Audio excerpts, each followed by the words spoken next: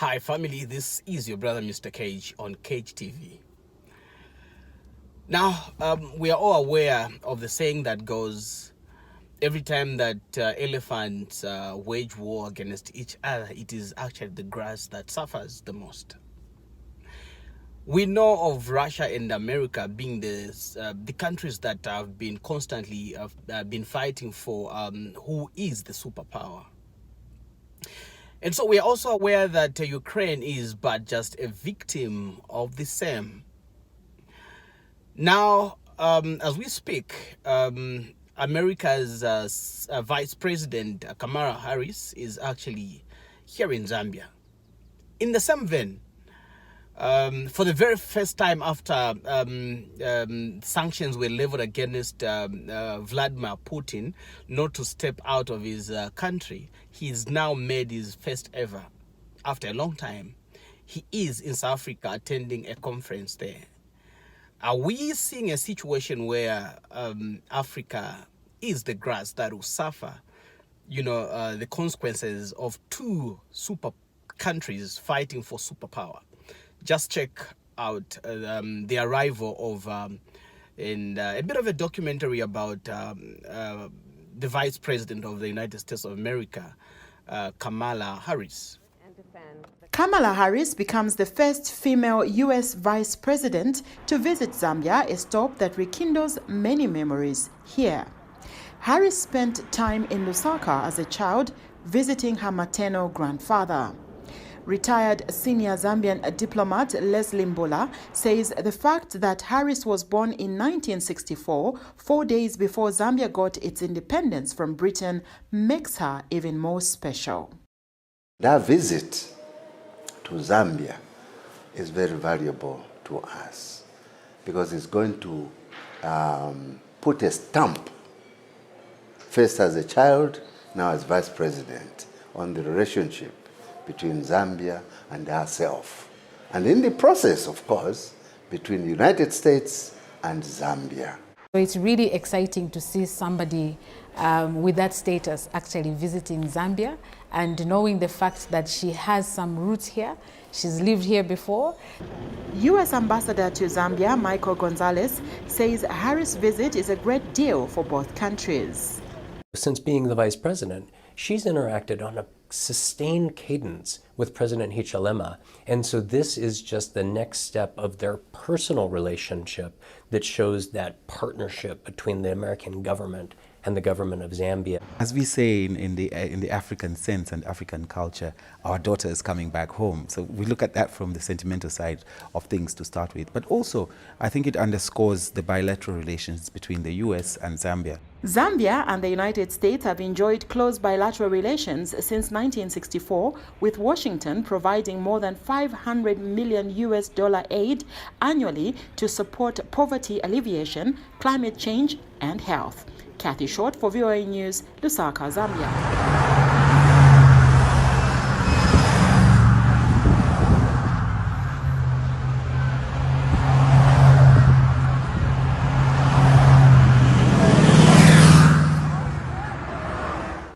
Not long ago, during the tenure of His Excellency, the former President, Dr. Edgar Chagwa Lungu, we saw him differ greatly with His Excellency, Foot, the ambassador then for Zambia, coming from the United States of America.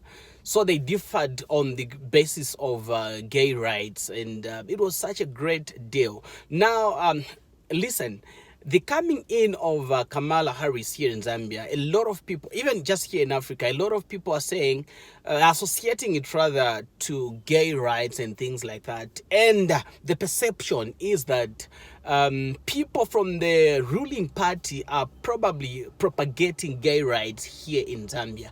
Now, the majority Zambians are saying no to it. And they are also pointing back to the regime of the PF. They said PF rejected this. And so, in essence, they heard the voice of the Zambian majority. Just check this clip. The Zambian leader was unequivocal about his stand on the issue when he spoke to us. We are saying no to homosexuality. Why should you say we're going to be civilized if we only allow it? Are you saying we are very primitive now because we are frowning upon homosexuality? Even animals don't do it. Why should we be forced to do it? Because we want to be seen to be smart, to be seen to be civilized and advanced and so on. America's top diplomat in Zambia, in the light suit, appears to have had a cordial relationship with the Zambian leader up until now.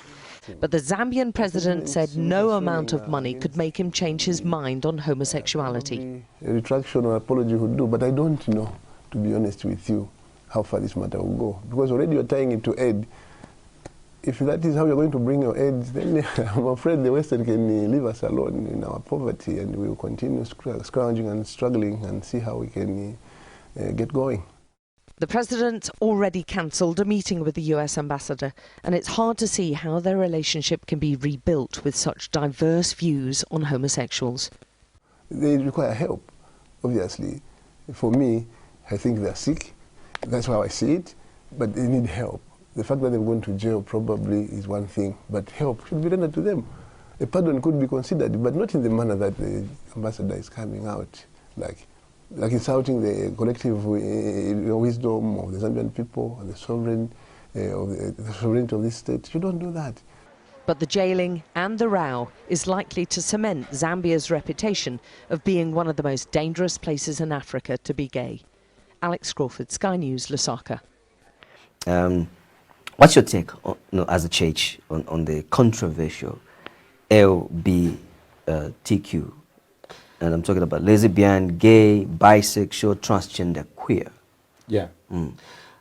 The church still remains the church. What is wrong, and we go by the values of the Bible. Right. It does not matter even if 99% of the people said it is okay, but if God says it is wrong, it is wrong. And we cannot change on that one, because the moral compass, the moral law, the moral code that God has given has not changed, and it will not change, and it's not subject to debate, it's not subject to any kind of registration, because what God said goes.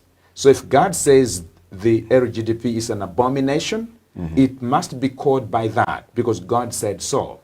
After, we should be asking a question: who has the authority to determine what is right and what is wrong?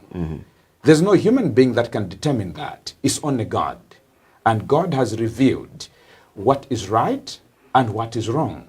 So if God has told us what is right and what is wrong, where else do we get the authority to argue against what God has said? So we must remain. For example, if stealing has been wrong from the beginning, there will be no time that stealing will be right.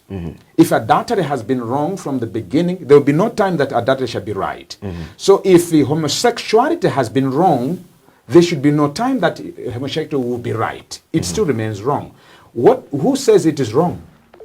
God says so. Right. So if God says it is wrong, it is wrong. Maybe for the sake of debate, where do we find such backing, for instance, in the Bible, that straight talks about the order of nature, and those that go against it? Because I feel at the moment, if you go into a lot of debates about this issue, there are some that are bringing to the law aspect that there's no law backing in Zambia, that this is actually criminal, or maybe whatever dominant may be pushed in, or it hasn't been defined by law or the constitution.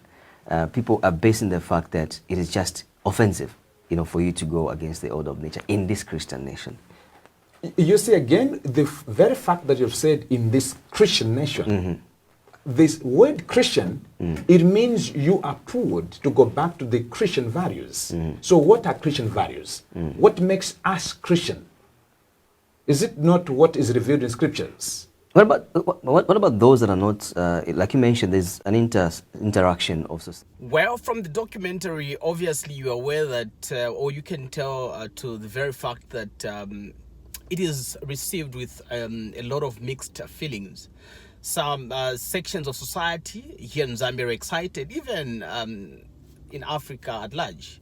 And so we have people that are excited about the coming of the Vice President of the United States of America, Kamala Harris. And I also have people that are not excited at all. And so we have a clip of the president of EPP, all right, EPP, that's Chilufya Tayali, and this is what he has to say. So we came here to deliver we came here to deliver a letter to the Vice President of the United States of America. But from our point of view, we are not happy with her visit. And why we are not happy is because, you know, whilst America is talking about this democracy, they are talking about this democracy, but the American democracy has done more harm than good to a number of countries, especially the third world countries like Zambia. They superimpose their democracy on us and their social culture as well as other values. American superimposition of democracy on Zambia. We can practice, we can self-rule ourselves. We don't need America to come and tell us how we should rule ourselves. We don't need America. America cannot come and teach us about democracy when their democracy has waged many wars throughout this world. That they have killed is like the Pan-African leader Muammar Gaddafi. They killed him in cold blood using Libyan indoctrinated citizens. They went into Iraq. They killed Saddam Hussein in the guise of planting democracy. Look what has remained of Iraq. Look what has remained in Libya. We delivered a letter today to the Vice President, care of the American Embassy, so that she can read for herself that we are not happy Zambia-America relationship, because it will do us more harm than good, like they have done in other countries. Now, when everyone, thinks Vladimir Putin is a bad guy, he's a bad leader, Julius Malema, the president of EFF of South Africa, the opposition political party there, thinks otherwise. And so he openly invites, Vladimir Putin, and he assures him to say, just come, you're free. This is, actually, you've been with us. And so this is what he had to say. We don't want ICC's hypocrisy to apply here in our country. President Putin is welcomed. We know our friends. We know the people who liberated us. We know the people who supported us. In Kutoko-Naval, the weapons that were used in Kutoko-Naval that led to the liberation of South Africa were coming from Russia. Russia supplied us with weapons in Kutoko-Naval. Cuba supplied us with soldiers. MK was drunk. Cuba brought the soldiers. Russia brought the armaments. We were supposed to be the ones that are being complimented and supported by these other countries who were found wanting. Now, with and after all these dramas, Vladimir Putin finally arrives in South Africa for the 10th BRICS summit happening right there in Johannesburg. And so, ladies and gentlemen, just check out this clip. You can see the Russian President Vladimir Putin has arrived in South Africa for the 10th BRICS summit happening in Johannesburg, Sandton. He is one of 5 heads of state that have arrived. The Brazil president, the Indian president, and they're all here to, well, I guess, work on the economies. It's a grouping of emerging economies. And remember, this year's theme is BRICS in Africa. So a strong African link, collaboration for inclusive growth and shared prosperity in the 4th industrial revolution. The 5 heads of state of the BRICS member nations are attending the 3-day event, which will end tomorrow. That's Brazil's President Michel Temer.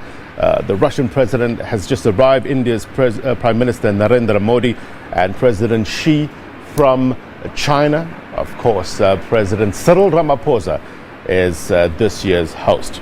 Remember, we've also got a strong component of African nations that are also present here.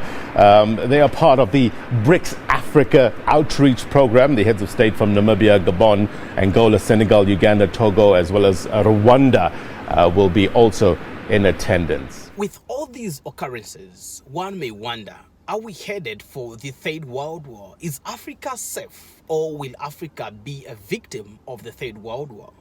Why do I say so? We know that if we're going to have in our lifetime a third world war, it will obviously be sparked and started and run and managed by the Russians and the Americans. Which side of the group are we? Are we for Russia or we are for America?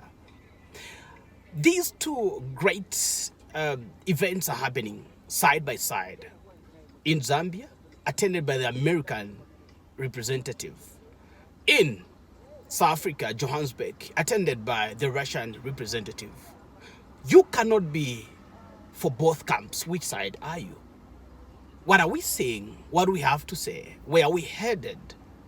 Can somebody provide answers? Thank you so much. God bless you. This has been your brother, Mr. Cage, on Cage TV.